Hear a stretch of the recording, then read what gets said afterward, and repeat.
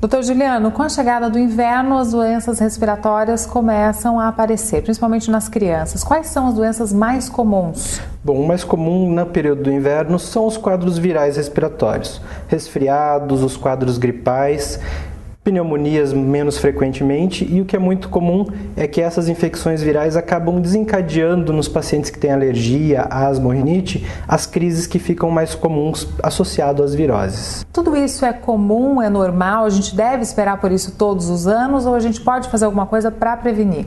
A gente sabe que no período de inverno é o período de maior circulação dos vírus respiratórios. Então é de se esperar que principalmente as crianças menores de 5 anos sofram mais com essas infecções. A gente pode ter alguns cuidados que ajudam a prevenir esses quadros. A vacinação da gripe, que todo mundo já tem bastante conhecimento, que é uma vacina que todo mundo já conhece.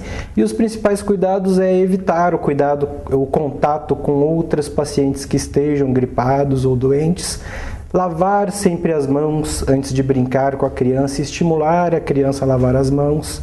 Manter o ambiente sempre mais arejado e manter-se muito bem hidratado, oferecer sempre muito líquido para as crianças. Muita água e alimentação também conta. Sim, a dieta sempre mais saudável, procurar uma dieta mais equilibrada e a hidratação que é fator fundamental, principalmente nos dias mais secos do inverno. Sim. Na nossa casa a gente tem um pouco mais de controle da situação.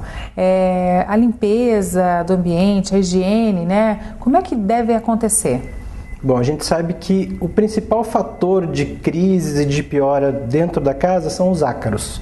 E o ácaro, o principal local que ele se localiza, geralmente é no colchão, no travesseiro e nos móveis que são estofados. Então a gente sempre orienta, principalmente para as crianças e para as crianças alérgicas, é que essas pessoas tenham o colchão com capas impermeáveis, o travesseiro com capa impermeáveis, para que elas evitem o contato com o ácaro, que é também um grande desencadeador de crises respiratórias e crises alérgicas. Afinal de contas, a gente passa mais tempo nesses lugares, Na cama, que é o local que a gente passa a maior parte do tempo. Com certeza. Você falou um pouquinho sobre a vacina contra a gripe. Quais são as outras vacinas que ajudam a prevenir as doenças respiratórias? Os vírus respiratórios são muitos, então a gente tem a vacina para gripe, que é a virose geralmente mais grave e que ocorre em epidemias mais sérias. Um outro tipo de vacina que pode ser feito são as vacinas para o pneumococo. Nesse caso, uma bactéria que é a bactéria que mais comumente causa os quadros de pneumonia na infância. Outras vacinas, a vacinação básica da rede de saúde, mas os cuidados são os cuidados mais simples, que é a lavagem das mãos, evitar o contato com outras crianças doentes, mas as vacinas mais eficazes para as infecções é a vacina da gripe e as vacinas para a pneumonia. Um simples resfriado, uma simples gripe pode se transformar numa pneumonia e de que maneira? A gente sabe que o quadro viral gera uma inflamação em todo o epitélio respiratório, em todo o trato respiratório. Nas crianças, essa hipersensibilidade, essa lesão pulmonar facilita uma infecção bacteriana secundária. Então a gente sabe que é muito comum a criança que começa com um resfriado e algumas vezes evolui para um quadro de tosse mais arrastada, de tosse mais produtiva e febre, que pode ser um quadro de pneumonia. Então acontece pelo vírus deixar a via aérea mais sensível, mais irritada. Qual é o momento de procurar um médico? Principalmente na criança, a gente sabe que os sintomas de gravidade é a criança que está com a febre que não cede com um antitérmico, uso comum, a criança que está com um desconforto respiratório e a mãe consegue notar esse desconforto respiratório, aquela criança que não está conseguindo se alimentar direito, a criança que não consegue deitar para dormir por quadro de tosse. Nesses momentos é sempre bom estar avaliando com o pediatra ou com o médico de confiança para definir se é só um quadro viral ou se é um quadro bacteriano, uma pneumonia, que nesse caso vai precisar do uso de antibióticos. Além das gripes, nesta época do ano também as alergias são muito comuns. Como a gente pode tratar essas alergias e quais são os cuidados que as pessoas devem ter? As doenças alérgicas respiratórias mais comuns são a asma e a rinite. O diagnóstico é clínico, é pela história clínica da criança.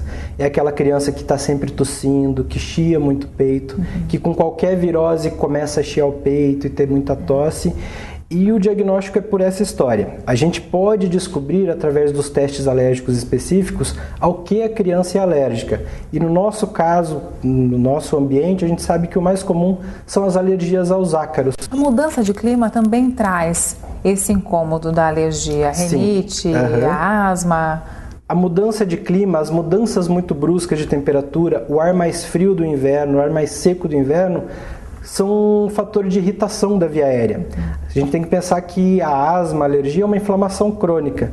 Então a gente pensa numa via aérea que já está inflamada e que tem contato com um fator irritante, seja o ar frio, seja a virose respiratória, acaba ocorrendo mais crises alérgicas. Então a gente sabe que no inverno, não só pelas viroses, mas as crianças alérgicas, asmáticas, sofrem um pouquinho mais também. Bom, então asma, bronquite, rinite são doenças crônicas. A gente vai conviver com isso sempre.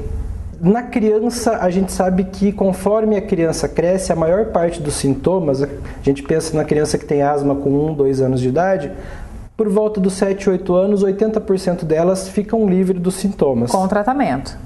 Com o tratamento. Então a gente sabe que essa é a fase de fazer o tratamento para diminuir essa lesão da via aérea e evitar com que a criança tenha sintomas por um período mais prolongado. Essas doenças, elas são, nós nascemos com elas ou a gente pode desenvolver ao longo da vida? São doenças multifatoriais. A gente sabe que o fundo genético, a herança que a gente recebe conta bastante. Então, mas não é o único fator. A gente sabe que os pacientes que têm uma história familiar, principalmente os familiares mais próximos, pais, irmãos com história de doença alérgica, eles têm uma chance aumentada de ter esse quadro.